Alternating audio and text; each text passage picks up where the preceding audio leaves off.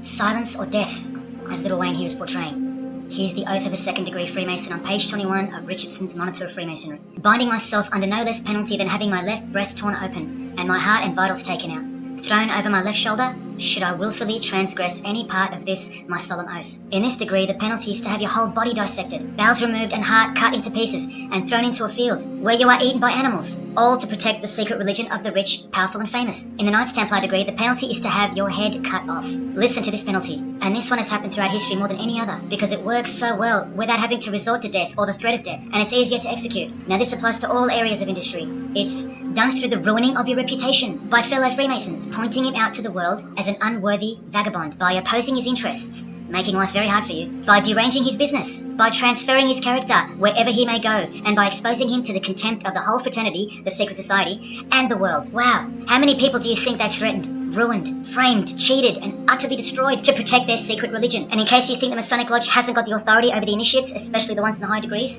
this is from the Encyclopedia of Freemasonry. Under mandate, the orders and decrees of the Grand Master or of a Grand Lodge are called mandates, and implicit obedience to them is a Masonic obligation. And in Sickles' Monitor of Freemasonry, you plainly see they have a right to kill. A lodge has a right to exercise penal authority over its members, exercise the penalties. So don't let a Mason tell you, oh no, that's just symbolic, the oath. Their laws are above the law of the land, and the proof are the oaths themselves. Because in normal society, you can't ask someone to accept having their throat slit as a penalty in order to be a member of any club or workplace. Unheard of. But not in Freemasonry, not in the secret society world. I told you, you don't know who you're dealing with and what's coming for us all. Here's what they think of the public. Here in speaking to the candidate, it's stated, but have a care not to defile the sanctuary by a spirit of curiosity, meaning don't try to join us just for fun. And take care not to increase the number of the vulgar and profane, meaning don't invite too many outsiders to join because they're vulgar and they're profane. This is more or less an invitation-only fraternity. Here from the Encyclopedia of Freemasonry again, written for Masons only and written by 33rd degree Masonic legend Albert Mackey, stating the same thing. Masonic definition of profane: one who is ignorant of the sacred rites of Freemasonry. One who is not allowed to enter the temple and behold the mysteries. And here, being uninitiated. That's the world at large. And here, from this old ritual book written by the same legendary author, in the 33rd degree initiation, the Mason drinks wine from a human skull,